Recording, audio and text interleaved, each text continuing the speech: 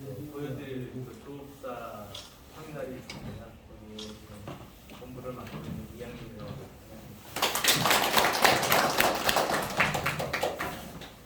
제가 마스크를 쓰고 이야기를 하면 이게 잘 안 들려요. 그러니까 제가 저만 좀 보겠습니다. 날씨도 좀 확실히 한 1, 2주 지나니까 좀 여기 날씨가 섬나지라 가지고 겨울에 좀 춥습니다. 조금 날씨가 좀 풀리고 좋은 날 방문해주셔서 아무래도 영종도가 섬이다 보니까 의성하고는 조금 다른 어떤 그런 분위기가 좀 있어서 제가 바닷가 쪽으로 식사 공간을 좀 했었습니다. 지금 오신 곳이 여기가 영종도입니다. 저희가 이제 이 세 개 섬에 영종도랑 용인도랑 이 세 개 섬이 이렇게 매립을 해가지고 하나의 섬으로 지금 구성을 했고요. 공항이 지금 오픈한 지가 한 20년 됩니다. 네, 그래서 저는 이제 김포공항에서부터 제가 1990년에 에어프랑스라고 불란서 항공사에 입사를 해서 아시아나항공에 3년 있다가 네덜란드 항공에서 한 17년 여기 지금 스위스포트로 온 지는 한 4년 됐습니다. 그래서 여기 올 때 지금은 다리로 이렇게 연결돼 있죠. 인천대교하고 연결되고 여기가 다리가 없었을 때는 배로 들어오던 곳입니다. 아까 점심 식사하면서 제가 군 관계자분들하고 이야기를 하면서 이 공항이라고 하는 거는 우리나라에서 제가 이제 이렇게 지방 도시들을 이렇게 다니다 보면 제일 도시의 모든 환경과 모든 것들을 변화시키기 제일 좋은 게 요즘 말하는 혁신도시, 산업단지나 이렇게 해서 혁신도시를 구성하는 게 좋고, 그 다음에 또 하나의 어떤 큰 변화를 못 볼 게 지형 자체가 변화가 올 수 있는 게 항구 그리고 이 공항 시설입니다. 이 공항 시설은 사실은 공공재예요. 그 지역에 위치를 하지만 전국의 나라의 어떤 미래랑 그다음에 산업 구조랑 연관이 되는 굉장히 중요한 시설 중에 하나입니다. 제가 왜 이 말씀을 드리냐면 아까 초두에 말씀드렸다시피 여기가 섬이었어요. 아무것도 없었습니다. 배 타고 들어와서 그냥 버스 몇 대 다니고 여기 계시는 분들 저기 어촌에서 여기 조개가 많이 하거든요. 굴, 조개 그런 거 하시면서 여기서 생활을 하시는데 공항이 건설되고 난 다음에 한 5년 안에 이분들 생활 패턴이 확 바뀌셨어요. 물론 여러 가지 제일 화두로 가는 땅값도 올라가고, 그다음에 여기 인구가 유입되고 여기에 아까도 보시겠지만 리조트 타운도 형성되고 호텔들 들어서고 그다음에 음식점들 들어서고 다리가 건설되고, 그러니까 이런 제반 시설들이 이 공항을 중심으로 형태가 완전히 뒤바뀌는 20년이 지나고 나면 지금의 형태 계속 진화를 하는 거죠. 한 5년 후에 오시면 또 다른 모습이 또 있을 겁니다. 이렇게.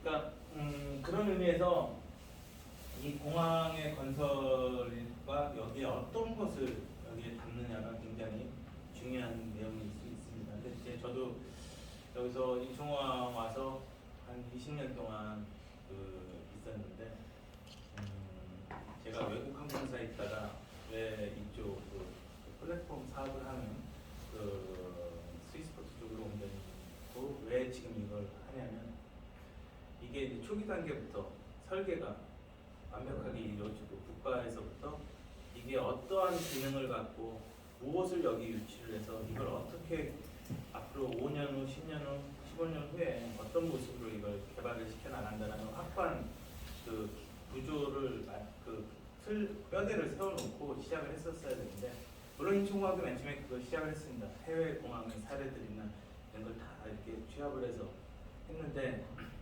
이게 이제 중심이 되는 끌고 가는 쪽에서 이제 여기는 자유무역 경제청이라고 있습니다. FTZ이라고. 거기에 이제 하나의 작은 행정의 어떤 중심이 되는 거고, 거기에 또 인천공항공사라고 하는 그 하나의 그 공항을 개발하는 이 두 축이 여기에 개발과 모든 것들을 끌고 가는데, 여기에 또 인천시가 또 이제 중심이 되고, 그러니까 이러한 것들이 의사결정 구조나 이런 것들이 굉장히 복잡하게 연결이 되다 보니까 어떤 사안이 발생했을 때 그 사안에 대한 대처들이 굉장히 늦게 이게 결정이 되는 거죠. 그러다 보니까 그 어떤 제때에 그걸 해야 되는데 못하다 보니까 이게 난개발식으로 되다 보니까 지금 한 20년 흐르니까 이제 여기저기서 문제점들이 이제 노출되고 있는 겁니다. 그 중에 하나가 이제 터미널 시설이나 이 물류를 갖다가 담을 수 있는 그런 시설물들이 턱없이 부족하게 되고, 그리고 노후되고 낙후되고 20년 동안 지나다 보니까 지금은 전 세계적인 흐름이 한국 물류 흐름은 다르게 가고 있는데 우리나라는 굉장히 뒤처지고, 지금 이제 저희도 좀 이따 다시 설명을 드리겠지만, 저희가 여기 지금 오신 곳이 대한민국에서 최초로 상용화주 터미널을 저희가 건립을 했는데 한 16년 동안 표류만 했습니다. 법은 있고 국제적인 법도 있고 해외 사례들도 있지만 한국에서 이러한 형태들이 안 이루어진 거는 여기에 대한 그 비전과 확실한 그 의지, 그리고 이것을 갖다 어떻게 유지를 할 것인가라는 그런 것들이 굉장히 의사결정들이, 이해관계 당사자들이 의사결정하는 게 굉장히 늦어졌던 거죠. 그러다 보니까 저희 반대도 많았고, 네. 그래서 이 굉장히 난항들이 있었습니다. 2019년에 저희가 맨 처음에 이제 아까 끝말도 보셨겠지만 거의 대한민국 1호라고 돼 있는 그 끝말을 세우기까지 1년 동안 저희가 허가를 하기 위해서, 공항도 마찬가지입니다. 국토부에도 여러 과가 있어요. 그 과들하고 계속 협의를 해야 되고, 또 여기 국정원, 보안하고 연관돼 있습니다. 안전하고. 그러니까 국정원하고 또 협의를 해야 되는 부분. 또 이게 세관이 있어요. 우리나라. 왜냐하면 우리나라 관문이기 때문에 들어오고 나가고가 전부 다 세관을 통관을 해서 이루어져야 됩니다. 그 세관하고의 관계들. 또 이제 여기에 여러 가지 물류 업체들. 그다음에 여기 그 입주를 하려고 하는 그 업체들. 그리고 또 운송을 하고 있는 보세 운송 업체들. 이 모든 것들이 하나의 어떤 그 결집을 해서 어떤 형태가 나와줘야지 이게 운영이 이제 본격적으로 되기 시작을 하는 겁니다.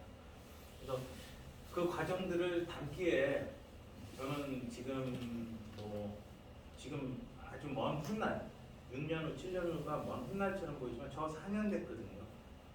작년에 돼서야 3년차 돼서야 이제 여기가 좀 어느 정도 정상화되고 되는 그 단계에 접어들게 됩니다. 그런데 그 준비 단계들이 굉장히 오랫동안 시간이 남은 것 같아도 이 시간이 그렇게 오래 남은 게 아닙니다. 건설을 해야 되고, 또 거기에 대한 법리적인 해석들 들어가야 되고, 또 여기다가 그걸 담아내기 위해서는 협상을 해야 되고, 그러니까 이게 그 의지가 굉장히 중요하고, 그것을 이뤄내는, 그 다음에 핵심되는 그 정확한 포인트를 갖고 가는 그 의사결정 구조가 있어야 된다는 걸 제가 말씀드리기 위해서 이야기를 꺼냈고요. 제가 오늘 시간이 많지는 않습니다. 그래서 지금 빨리 저희가 준비하는 프레젠테이션을 하고 오늘 이제 현장 방문을 하시고, 그 다음에 맨 끝에 저쪽 건너편에 이제 활주로 있는 데를 안에 들어갈 수는 있는데, 그러려면 전부 다 뭐 그냥 여기가 그 보안 시설이라 가지고 여러분들 그 주민등록증 전부 다 미리 그거 해서 또 패스 발급 받고 뭐 이런 데 시간도 걸리고 또 반납해야 되고 굉장히 복잡합니다. 그래서 또 활주로 부분은 아니더라도 바깥에서 이 전체적인 자유무역지대와 그다음에 이 화물 청사들을 여러분들 한번 버스 안에서라도 이렇게 쭉 제가 마지막에 안내를 한번 해드리도록 하겠습니다. 막 영어로 돼 있죠? 왜냐면 이게 세계 항공화물 현황 및 전망에 대한 그 데이터들은 저희 그 외국 사이트에 들어가서 저희가 매주 뽑습니다. 왜 저희가 이걸 뽑냐면 이 과거와 현재를 잘 분석을 하면 미래가 보이거든요. 지금 어떤 동향으로 어떻게 되고 있는가. 근데 여러분들 그래프를 보시면 여기 딱 정점을 찍을 때가 있었어요. 거의 10년입니다. 그래서 저희가 이 10년 주기설이 있고 5년 주기설이 있어요. 10년 동안 무슨 일이 발생을 꼭 큰 일이 발생을 합니다. 이때는 위먼 브로더스 사태라고 해서 저희 세계적으로 굉장히 그 경제적으로 타격이 심했던 때가 한번 왔습니다. 쭉 꺼졌죠. 그러다가 다시 이게 회복이 되는 시기가 있었습니다. 이때 이제 무동량이 이제 왜냐면 그 무동량은 소비가 있어야지 전 세계적으로 소비가 있어야지 그 화랑이 돼야지 이 화물은 이제 그 항공화물이 증가를 합니다. 왜냐면 여러분들 언제 TV가 제일 많이 팔리는지 아세요? 텔레비전 우리나라에서 올림픽 월드컵 수요가 그때 있는 거예요. 그러니까 그 수요에 맞춰서 이것이 되는데 그러다가 이게 좀 꺼집니다. 이게 항상 그렇게 돼서 쭉 가는 게 아니라 좀 꺼져서 가더라도 이 전 단계보다는 높은 단계에서 계속 올라가죠. 이게 성장을 하는 거죠. 그러다가 2020년 4월에 꺼졌어요. 이게 어떤 게 있었죠? 코로나죠. 네, 코로나가 오니까 쭉 꺼졌어요. 완전히 저도 깜짝 놀랐습니다. 이 4월, 5월 달에 저희가 보통 스위스포트 저쪽 창고에서 한 달에 한 10,000톤 정도를 하는데 그게 한 4,000톤 정도 반절 정도로 뚝 떨어지더라고요. 그러면 거기에서 생활을 해야 돼. 저희 직원들 운영을 해야 되고 회사의 경제적인 어떤 그걸 갖다가 굉장히 어려운 상태가 되는 거죠. 그래서 그때 이제 그 방법을 찾고 모색하고 다시 그걸 해서 근데 그게 화물이 놀랍게도 바로 치고 올라왔어요. 그래서 지금 작년에 연말에 정점을 찍었습니다. 이따가 보여드리겠지만 저희 인천공항이 대한민국이 세계 항공 화물 물동량 2위를 했어요. 작년도에.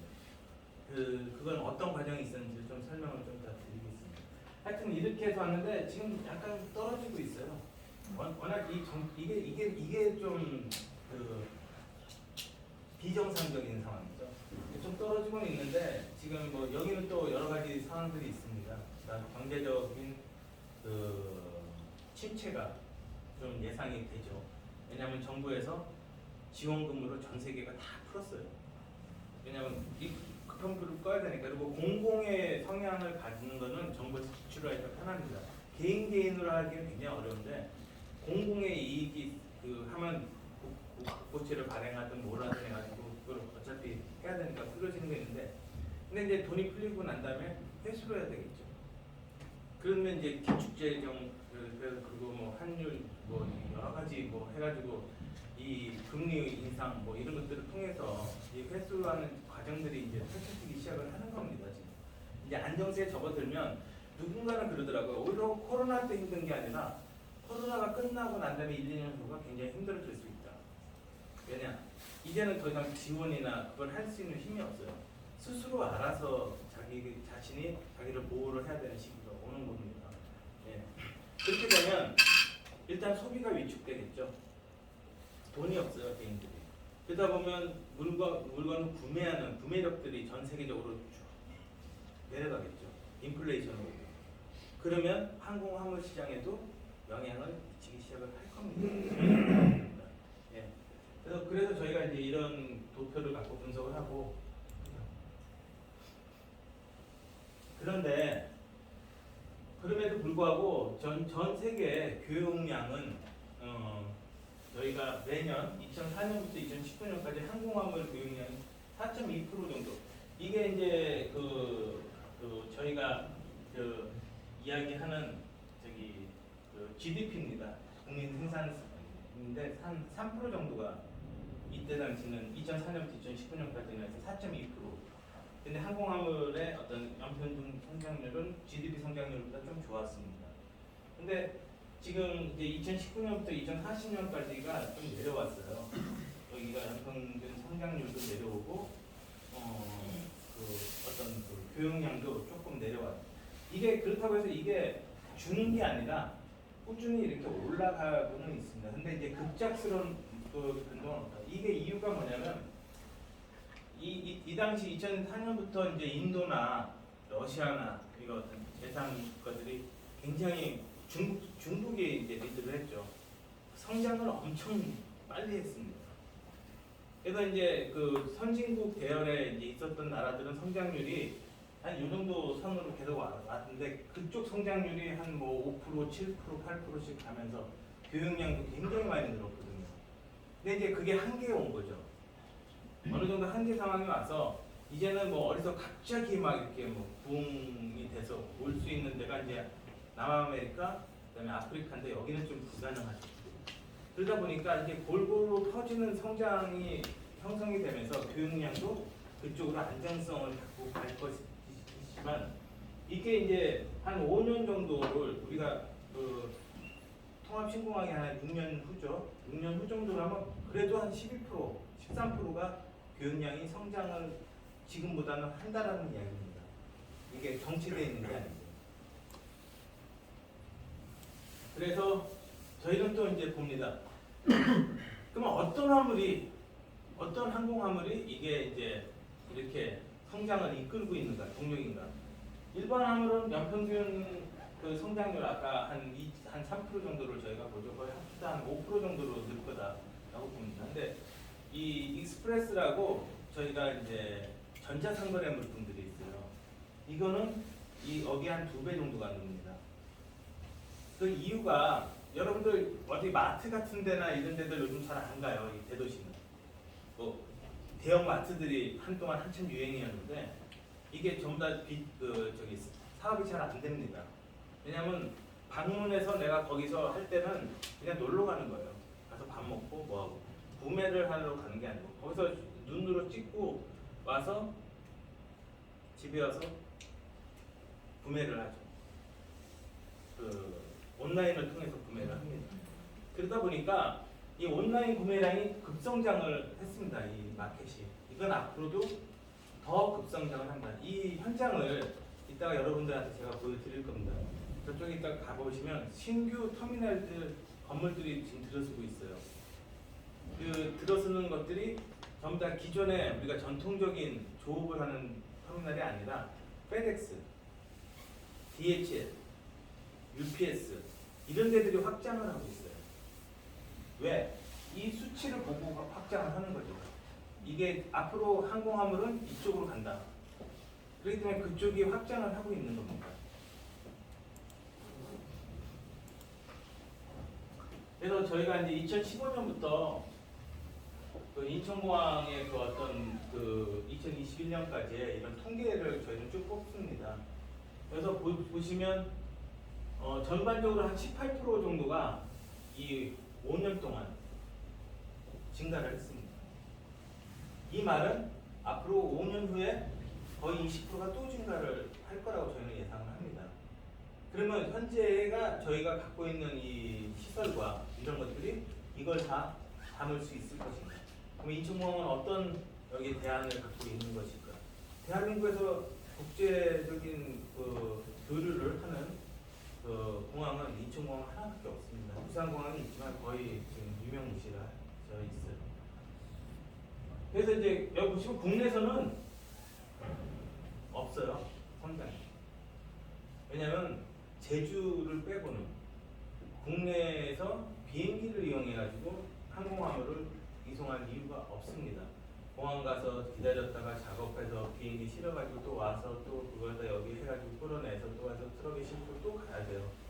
거기까지. 그러니 그냥 트럭으로 가버리는 거죠. 왜냐면 우리나라는 그렇게 넓은 나라가 아니기 때문에. 네.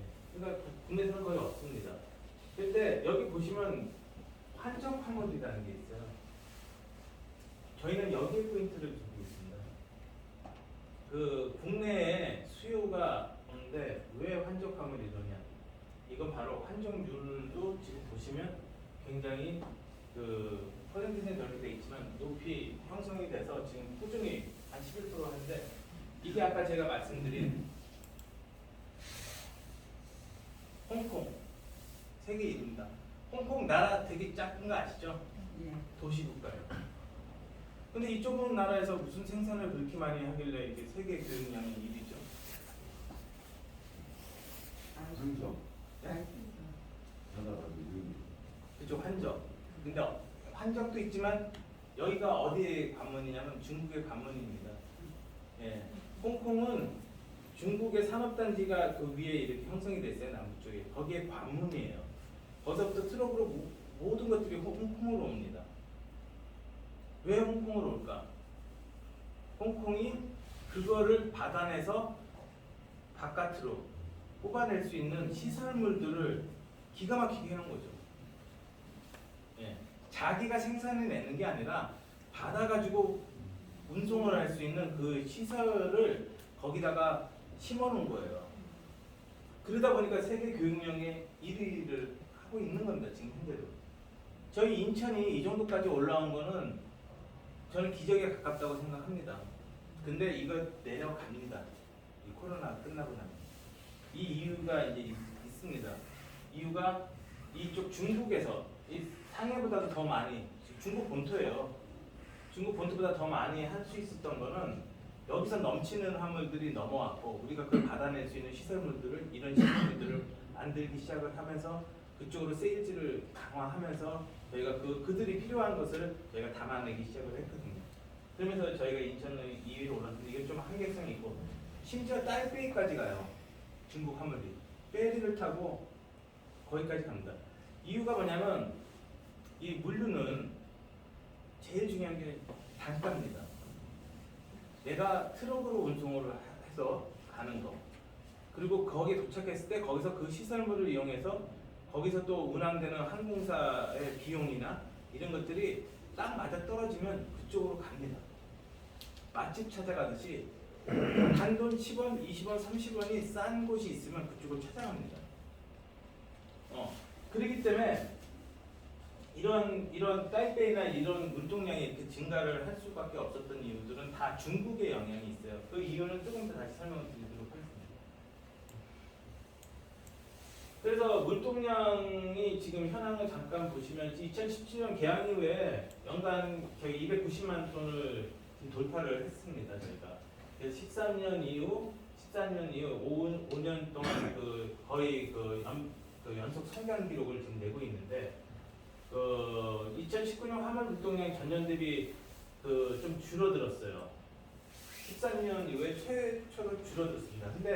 근데 그것이 다시 2020년부터 와서 2021년에는 이렇게 급증을 하는데 이 중에서 제일 큰 영향을 미친 게 아까 환적 화물도 있고 바로 우리나라에서 지금 세계에서 제일 1위를 차지하고 있는 게 코로나 테스트 킷입니다. 진단 키트가 우리나라가 제일 잘 만들고 우리나라가 제일 가격적으로도 제일 성공적으로 이걸 안착을 시켰어요. 그래서 저희 이걸 밑에서 보시면 이게 거의 하루에 저희가 지금 한 100톤 가량 이 테스트 킷을 계속 저희도 작업을 합니다. 저희만 작업하는 게 아니에요. 다른 데서도 작업을 합니다. 이렇게 많은 테스트 키트가 해외로 수출을 하기 때문에 지금 현재 이 물동량이 지금 급증을 하고 있는 거고 이걸 통해서 여러분들 신문지상을 통해 가지고 대한항공, 아시아나 최고의 흑자를 낸다. 이 코로나 시대에도 불구하고 그런 이야기들이 바로 이러한 물동량의 흐름에 따라서 지금 나오는 현상들입니다.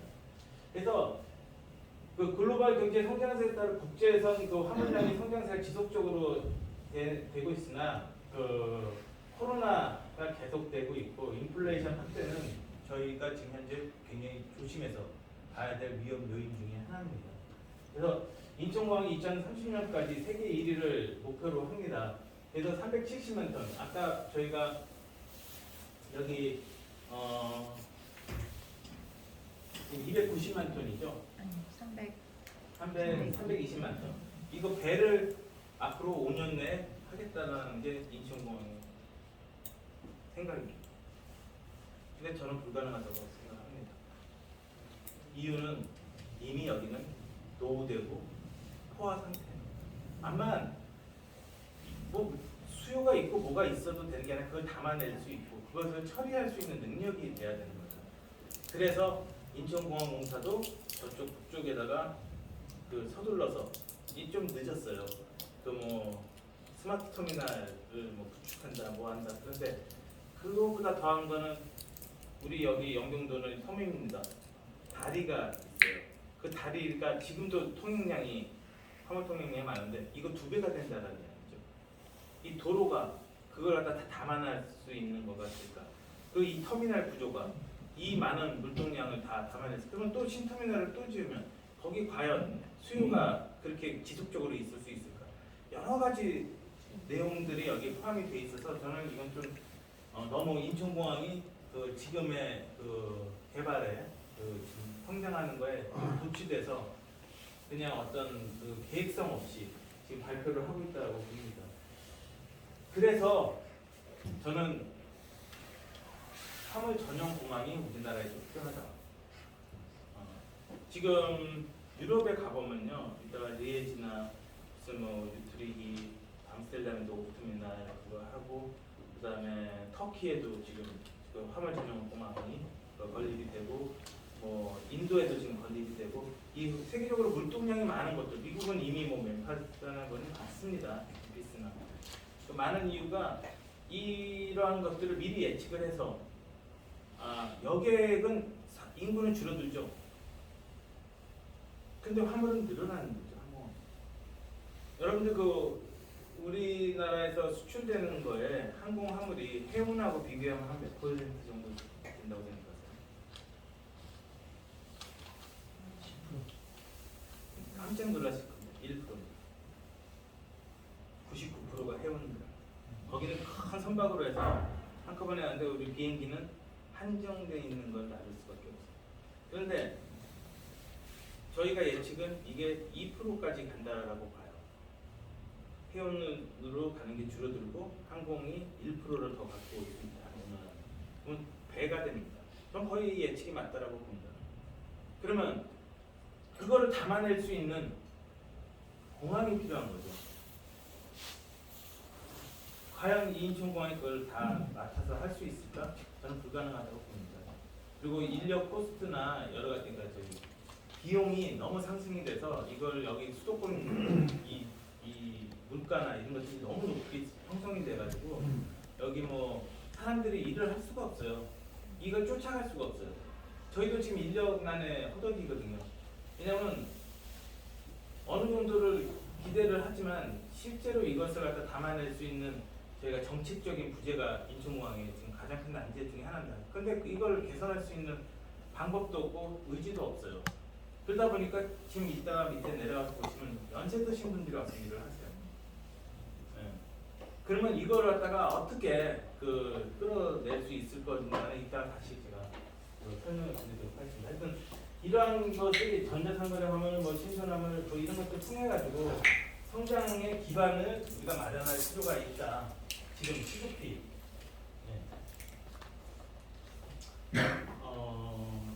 저희가 이제 여기가 상용화주라고 하는 거가 있습니다. 상용화주는 뭐냐면 항공사 조업은 직접 터미널에서 항공사가 저희가 조업사한테 오더를 내리고 자기 작업을 해서 내보냅니다.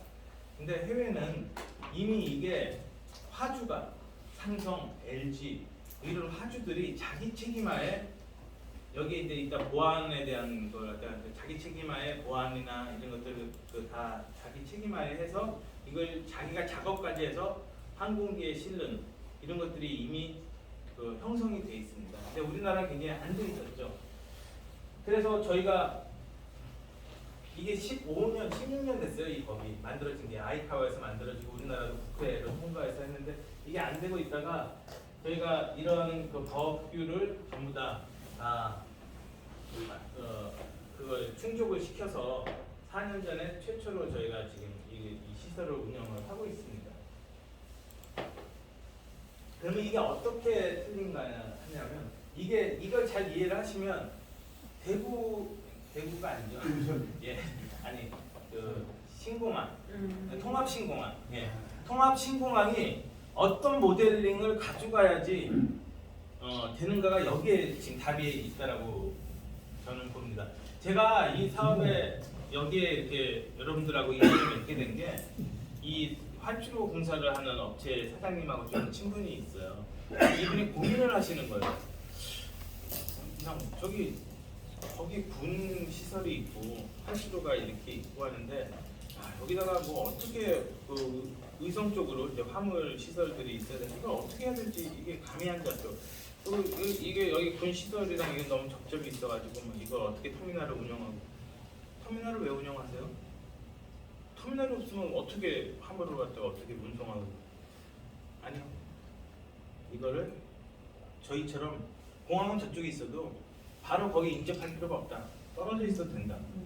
그리고 이게 더 실용적이고 이게 더 외국의 추세다라고 설명을 말씀드렸을 때 그분하고 그래서 이제 여러분들하고 오늘 이렇게 연이 된 겁니다. 그런데 지금은 이제 삼성, LG, 뭐 기흥, 저기 뭐 파주 이런 데서 이제 막 이렇게 만들어요. 제품 만들어서 이 트럭에 실어서 요 앞에 이제 이따 보시면 알겠지만 그 대리점들이 있습니다. 항공 포워드 대리점들이 있는데 포워드라고 합니다. 저희가 그 포워더들이 창고로 갑니다. 그러면 거기서 계측하고 전부 다 다시 합니다. 근데 왜냐면 항공기에 실을 때는 무게와 이 부피, 왜냐면 항공기는 이렇게 한정되어 있거든요. 부피 중에서 큰 쪽으로 운임을 내게끔 돼 있어요.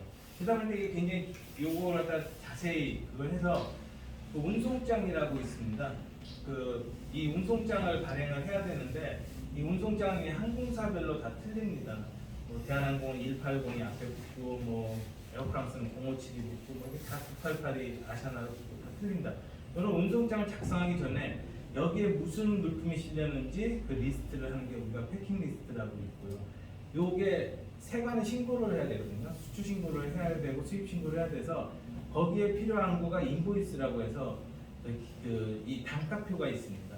이런 것들을 다 여기서 마련을 해서 맨 마지막에 그 화물에 인식표 라벨을 달게 됩니다. 요거는 어디로 가는 무슨 화물이다라는 인식표를 답니다. 그 작업을 다 여기서 하고 다시 또 차에 싣습니다. 싣고 난 다음에 이게 항공사 터미널로 반입이 이루어지면 저 이따가 보여드릴 그 터미널에 그럼 거기서 계측을 또 합니다. 계측하고 또 잽니다. 왜? 항공사가 얘가 이거 한 거가 정확한가? 다시 또 여기서 하는 거예요. 예. 왜냐면 자기 책임하에서 운송을 해야 되기 때문에. 왜냐면 항공기에서 이 사람이 만약에 5톤짜리인데 그 5,000kg짜리입니다. 근데 이게 500kg를 잘못 찍었어요. 이걸 갖다가 하게 되면 항공기는 무게에 굉장히 예민하거든요. 뜨는 거, 내리는 거, 날아가는 동안에.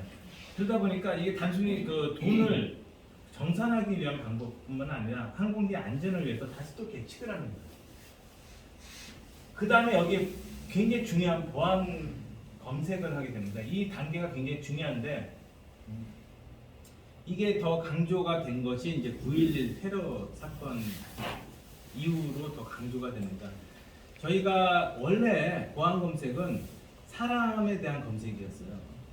그래서 화물을 보안 검색할 때도 이런 패키지에 혹시 미륵국자가 여기 혹시 들어가지고 미륵국자가 가는 거 아닌가 그런 보안 검색이 아주 그 옛날에 그거였는데 지금은 하루에도 굉장히 많은 제품과 신소재들이 지금 산업 현장에 나옵니다. 그러다 보면 우리가 이 제품 분석표라고 있습니다. MSDS라고 있는데 여기에서 이걸 다 커버를 못해요. 그리고 아까 제가 말했지만 요즘 아까 말했지만 그 이커머스 지금 그 전자상거래 물품은 이건 굉장히 다양한 거가 여기 들어가 있어요. 저희도 깜짝 놀라는 게 이거 이렇게 해서 엑스레이에서 뭐 걸려요. 한번 열어보면 립스틱, 뭐 여성용 그 하는 그 솜, 뭐 별것들이 그 안에 다 들어가 있어요. 근데 그 안에 보면 뭐 이상한 전자총, 뭐 이상한 뭐 형광등도 이상한 형광등이 들어가 있고 이 제품들이 너무나 다양한 겁니다. 그런데 이것이 사고를 발생시킬 수 있어요. 그 슬라이드 화면 한 번만.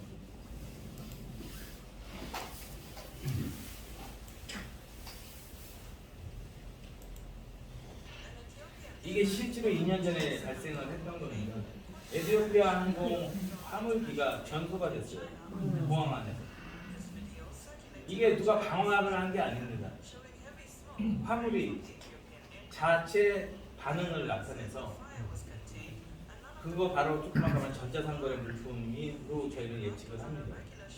이 화재가 발생해서 이렇게 했고 또 하나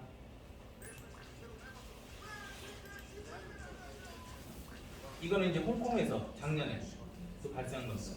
다행히 바로 비행기 옆에서 식기 전에 불이 났어요.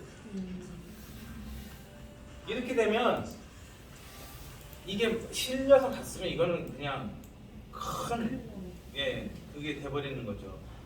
그래서 이러한 것들이 다 이 전자상거래 물품 저희도 그래서 이 보안 검색 이따가 내려가서 아마 보실 겁니다.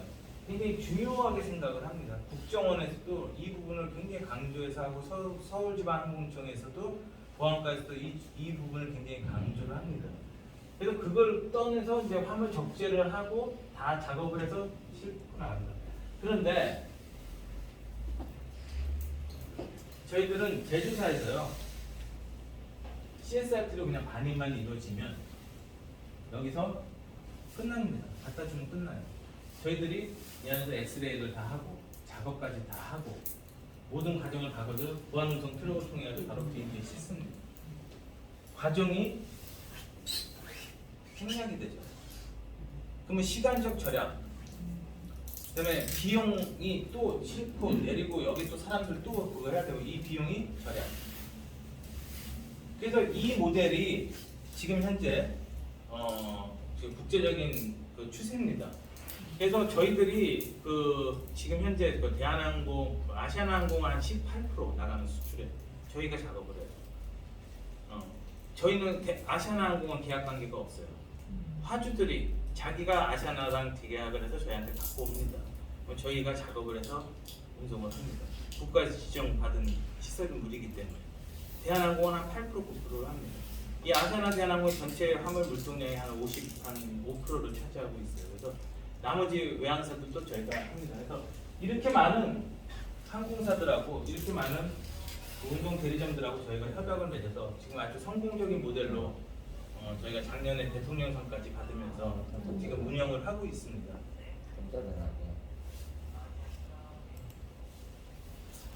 자, 그러면 우리가 지금 청주도 있고 저기 무안도 있고, 양양도 있고, 국정원들이라고 많이들 했어요. 근데 다 실패했습니다. 이유가 무엇인가? 바로 이런 뭘 여기 그냥 공항만 만들어 놓으면, 그러니까 좀 죄송한 분 관계자님이 계셔서 죄송한데 그냥 선거 홍보용이에요. 그냥 우리 여기다가 활주로 만들고 공항 만들어서 뭐 해. 근데 거기다 뭘 담을지에 대한 내용이 없어요. 그냥 공항 만들어 놓는 겁니다. 그러면 뭐 항공사들이 와서 비행기 그냥 여기다 집어넣을 거고 여기서 사람들이 여기 와서 탈 거고 화물들이 이쪽에 와서 막 움직일 거야. 근데 청주나 무안에 가면 세관 시설 주차도 없고 터미널도 없습니다. 지금 오픈한 지가 지금 한 4, 5년 넘었는데 아직 계획도 없어요. 이게 왜 그러냐면 처음부터 디자인을 안 갖고 갔던 거예요. 여기다 이 공항은 무슨 용도로서 사용을 해야 될 공항인가를 처음부터 아무 그거 없이 시작을 한 겁니다. 그래서 만성 적자를 통해서 지금 뭐 운영이 거의 안 되고 있죠. 그런데 여기 또 인천공항은 아까 제가 말한 정치 현상이 지금 발생하기 시작을 했습니다. 지금 이미 정치 현상이 발생을 했어요. 자, 그러면 이러한 것에 대한 솔루션으로 우리가 운영 철학과 경제 원리가 담긴 공항을 한번 만들자. 그래서 이 지방공항의 단점을 적극적인 그 여객 유치에는 한계가 있어요. 화물 유치로 극복을 해보자. 그래서 동남권을 축으로 한 물류 활성화를 해보자. 그래서 저희가 그 다음 그 인천공항하고 차별성을 갖는 전략을 좀 구성을 해보자라고 해서 그러면 지금 그 위치를 저희가 한번 분석을 해보면 거기가 2021년 6월 기준으로요 국내 산업단지의 46%가 이 동남권 벨트에 다 집중돼 있습니다. 우리나라 지금. 그리고 항공 화물 수출은 전국의 그 제조 공장에서 출하하는 그런데도 불구하고 전부 다 인천공항으로 다 와요. 이게 뭐 포항에서 되든 대구에서 되든 뭐 어디서 되든 전부 다 인천공항으로 올라옵니다. 여기에 대한 물류 코스트가 증가를 하죠. 여기 가서 또 대기하고 여기 가서 또 창고를 내고 그리고서 지금 비싼 창고를 내고 여기서 지금 해외로 수출을 하고 있습니다. 이러한 것들에 대한 것을 솔루션을 한번 고민을 해보자. 그리고 특수 화물 운송이 좀 요즘 이슈가 됩니다. 이따가도 보여드리겠지만 저희는 수요에 따라서 가야 된다는 이야기예요. 뭐가 어떻게 변화가 있으면 어떤 항공화물이 어떤 식으로 변하는가. 제가 그 KLM 네덜란드 항공에 있을 때 일주일에 그 레귤러 그러니까 정기적으로 제일 많이 보냈던 것 중에 하나가 뭔지 아세요? 버섯입니다. 버섯. 양산에서 올라온 버섯입니다. 유럽에서 이 버섯이 우리나라 한국 버섯이 너무나 잘 팔려요. 그래가지고 이게 점점 늘어나가지고 하루에 그 적어도 한 두세 팔레트는 계속 버섯이 나가는 겁니다. 근데 그 신선도나 이런 것들을 갖다가 여기 인천공항에서 이걸 유지를 해줄 수 있는 시설물들이 없어요.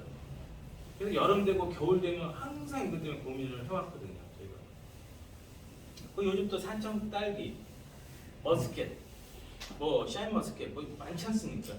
그러니까 이렇게 이런 것들이 그냥 그걸 하는데 얼마 전에 신문지상을 보셨죠? 동남아로 수출을 해야 되는데 산청 딸기를 비행기가 안 다닙니다.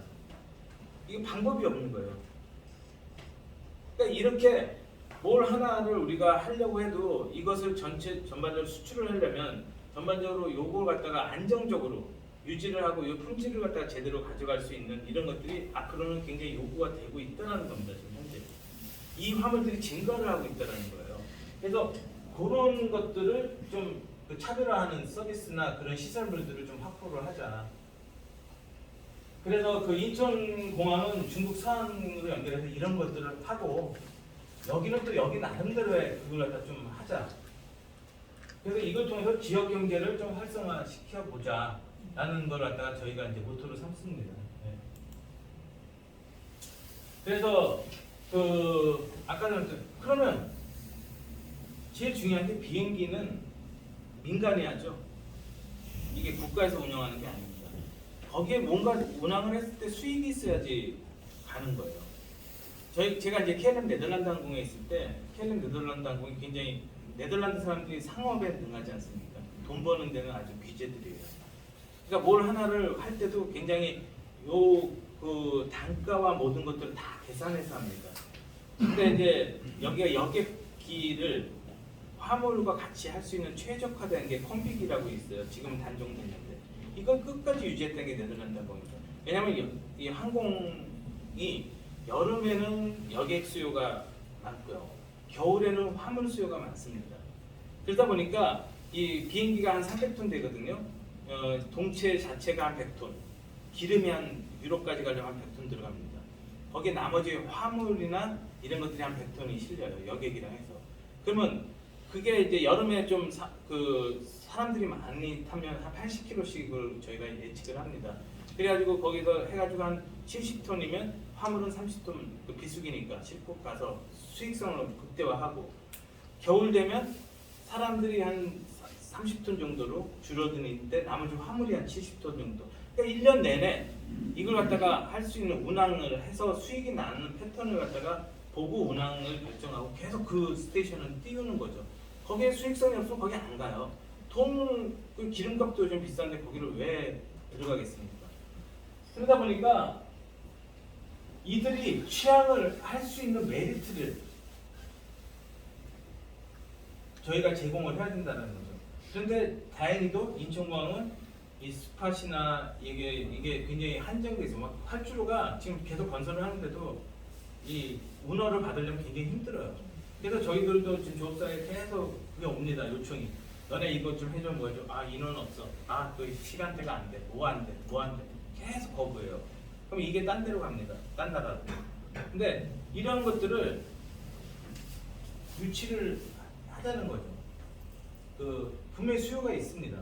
그러니까 화물기 위주로 하면 분명히 수요가 있어요. 여객기 위주가 아니라 화물기 위주로 합니다. 또한 제가 계속해서 이야기하지만 이 다음에 지금 보여드리겠지만 중국이 전 세계 그 아까 말한 전자상 거래 물품의 생산의 몇 퍼센트 정도 한다고 생각하세요?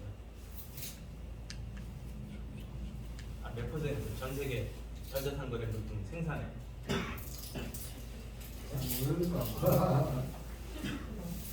그렇죠. 7, 80%입니다. 이 저쪽 그 중남미에서 요 거기서 소비자가요 그 립스틱 하나를 오더를 하면요 이게 이제 그 판매자는 그 중남미에 있을지도 몰라요. 미국에 있을지도 모릅니다. 그렇지만 생산은 중국에서 OEM 방식으로 이루어집니다. 그래서 중국에 의해서 이것이 뭐 운송이 이루어져서 저희 아까도 말했지만 홍콩이나 이쪽이 지금 그렇게 하고 있는데 이렇듯 그 전자상거래 물품이 지금 굉장히 부흥을 이뤄서 앞으로 대세를 이루고 갈 거다. 그래서 저희 페덱스나 거기에 굉장히 있는데 여러분들 그 미국 그 사이트 들어가서 한동안 주부들이 굉장히 많이 각광을 받던 사이트가 하나 있죠. 특송 전자상거래. 네, 근데 그 어떤 딱 있는데 아마존이 아직 한국에 상륙을 안 했어요. 싱가포르에 있고 홍콩에 있는데 한 2년 전부터 한국을 들어오고 싶어 합니다. 지금 SK랑 같이 협업을 해서 그냥 다른 데 통해 가지고 그냥 해요. 근데 이 비행기를 얘네들도 페덱스나 UPS처럼 샀어요. 그래서 지금 미국 내에서 활발히 운항을 하고 지금 최초로 프랑크푸르트를 들어갔습니다.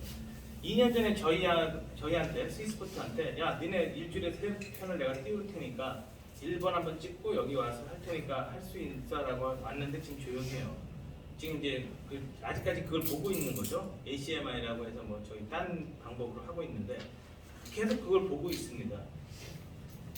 이들이 여기다가 우리가 지금 페덱스처럼 저런 공간을 의성해서 만들어주면 이거가 이쪽 동부가 물류 허브가 될 수 있어요. 가능성이 있습니다. 그럼 비행기는 따라서 들어옵니다.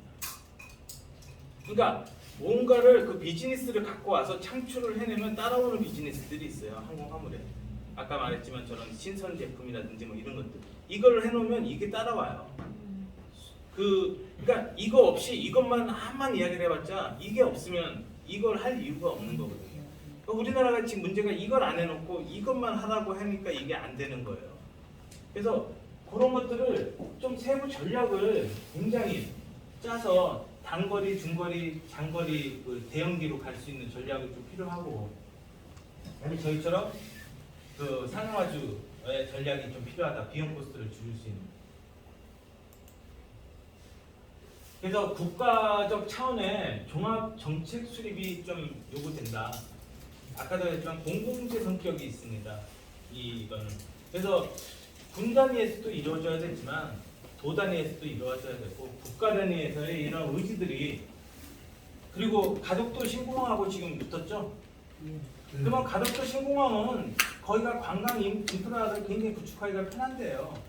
그러니까 그쪽은 여객 위주로 이 경쟁을 과도한 경쟁을 유발시킬 필요 없고 여객 위주로 그쪽을 갖다가 개발을 갖다가 초점을 맞추고 여기는 그 통합 신공항은 화물 전용 공항으로 국가에서 아예 그쪽 방향으로 가자라는 이야기죠. 그래야지 서로 간에 과도한 투자들이 안 이루어지는 거거든요. 서로 간에 쌍방이. 그리고 여기다 지금 들어오는 사람들한테 토지 사용료이 건물 임대료를 여기 인천공항도 지금 면제를 해줍니다. 5년. 외국 특히 기업한테는 더 큰 혜택을 줘요. 왜? 돈이 들어오는 거기 때문에. 제가 왜 이걸 갖다가 굉장히 중요하다고 생각을 하냐면 제가 아까 네덜란드 항공에 근무했다 그랬죠. 거기 로테르담이라고 하는 항구 도시가 있습니다. 거기 가보면 LG, 삼성, 소니, 전 세계적인 노키아, 전 세계적인 그 물류센터들이 거기 쫙 나열되어 있어요. 그걸 전부 다 공짜로 10년간을 다 열어줬어요. 그러면 자 해외에서 그 일본에서나 우리나라에서 여기로 갖다 보내려면 뭐가 운항해요? 비행기 운항해요. 배가 가서 거기 해야 됩니다. 예. 그러면 이것들을 하역하고 뭐하고 하는 시설들이 또 확충이 돼야 되고 그렇죠? 여기서 오는 추가 그거 그다음에 그 일자리가 엄청 늘게 되는 거예요. 거기에서 또 그 일자리가 늘어나고 거기서 소비가 이루어지죠. 그 소비에 의해서 로테르담시에서 얻어들이는 수익이 굉장한 거죠. 거기다가 이걸 또 하려면 그 도로에 트럭들, 보세운 정도를 엄청 해야 될 거 아닙니까? 그럼 거기서 또 수익이 또 나오는 거고. 그러니까 선투자를, 그러니까 그 땅을 내주고 여기다가 그걸 하게끔 만들어 놓고서 거기서 오는 수익을 갖고 이걸 장기적인 5년이고 계획을 세워가지고 뽑아내는 거죠. 그리고 난 다음에 그게 끝나고 나서도 이게 이제 활성화가 됐어요. 그럼 어떻습니까? 나가라고 해서 안 나갔죠. 그때 이제 부과하는 거죠. 예. 그러면 2배로 그 수익을 얻어들일 수 있는 거죠. 그러니까 이게 이제 네덜란드 방식이에요. 그러니까 이런 방식으로 저희 그 투자를 좀 유치를 해서 할 필요성이 있다. 그래서 하여튼 스마트 솔루션에 의한 그거고, 그리고 지금 제가 아까 말씀드렸지만 인력이 킵니다. 사람이 키예요. 시설을 해도 사람이 운영을 해야 되는데 사람들을 구하기 힘들어요. 인천공항이 지금 제일 실패한 이유가 이걸 모두 다 개인 기업에다 다 줬어요. 그다음에 인건비가 올랐지만 또 올리는 게 임대료 오르고, 여기 전세비 오르고, 월세비 오르고, 교통비 오르고, 물가 오르고 하다 보니까 여기서 있는 직원들이 버텨내지 못해요. 내가 그냥 OT하고 오버타임하고 뭐하고 막 해도 올라가는 걸 따라가지 못하니까 여기 근다고 집에서 다니기에는 너무 멀고 바다 건너가야 되고, 그러다 보니까 사람들이 계속 나가요. 그런데 제가 인천공항에다 계속 이야기했습니다. 여기다 기숙사도 좀 짓고 청년들이 와서 여기서 거주할 수 있는 그걸 갖다가 좀 지원을 해주자. 그래서 유입이 필요한 그 지역의 그 어떤 그 시설물들을 좀 하자. 주거환경, 배후단지 개발, 대중교통 이런 것들을 좀 개발을 좀 인프라를 깔아놓고 인력을 하자. 그러면 지역은 어떤 게 있습니까? 그들이 돈을 벌어서 쓰지 않습니까? 그렇죠. 그래야지 그 인구의 어떤 그 아이를 낳고 거기서 교육 시설이나 그 다음에 이런 것들이 활성화되는 것들이거든요. 그러니까 이런 것들. 그 다음에 외국인 고용도 여기 인천공항은 너무 폐쇄적으로 되어 있어요. 이걸 좀 더 해서 인력난을 좀 해소를 하자고 하는 겁니다. 그래서 결론적으로 아까 말했지만 해외 이커머스를 위한 그 시설물을 좀 유치를 하자. 그리고 포장센터, 여기 그냥 어디서 포장 다시 해서 또 오지 않고 여기 오면 그냥 포장까지 우리가 다 해주는 거. 제가 그 싱가포르 공항에, 창해 공항에 맨 처음에 이게 뭐지? 한 게 있었어요. 왜냐면 거기가 그 세계적으로 이렇게 비행기들이 많이 오고 하니까 그 공항 그 바깥쪽이 아니라 저쪽 활주로에 인접한 데다가 통관을 안 해도 되는 그러한 그 제조 공장을, 그 컴퓨터 제조 공장 벨이라고 하는 그 컴퓨터가 있는데 그 벨의 제조 공장을 그 안에다 만들었어요. 그러면 부품이 각 나라에서 오지 않습니까? 그럼 그걸 갖다 그 안에서 전부 다 생산 공정까지 다 해서 패킹까지 다 해서 바로 비행기 실어 보내요. 왜? 비용 코스트가 줄이는 거죠. 그런 것까지도 해외는 굉장히 샘플링식으로 많이 합니다. 그래서 이 포장 비용도 굉장히 비싸고 이게 운송의 하나의 그거든요. 이런 것들 좀 하고, 특수 화물 창고 아까 말했지만 그런 것들 좀 하고, 상용화재 터미널 운영하고, 보안 트럭 화물 사는 그 터미널 같은 것들, 요즘 뭐 이렇게 해서 배차나 뭐 이런 것도 다 이렇게 스마트로 해가지고 당신이 얼마 정도 하면 도착합니다. 그리고 와서 대기를 해야 됩니다. 뭐 이런 것들이 있어요. 제가 그 깔레라고 저기 그 도보해협이라고 이제 프랑스랑 그 영국을 이렇게 해저로 연결한 터널이 있습니다. 그 앞에 이제 갔는데 밤에도 트럭들이 줄을 쫙 서요. 근데 와서 장거리 하고 와서 이 옆에 시설물들이 있어요. 호텔에서 자든지 거기서 먹을 거, 뭐 할 거, 쉬는 거예요. 쉬다가 자기가 이제 그 순번이 되면 통과해서 가는 어떤 그런 터미널, 트럭 터미널들이 거기 있더라고요. 그러니까 이런 것들을 다 정부 차원이나 이쪽에서 미리 그걸 해서 그걸 합니다. 그러니까 거기 깔래가 그걸 갖고 먹고 살아요. 그거 하나만 갖고.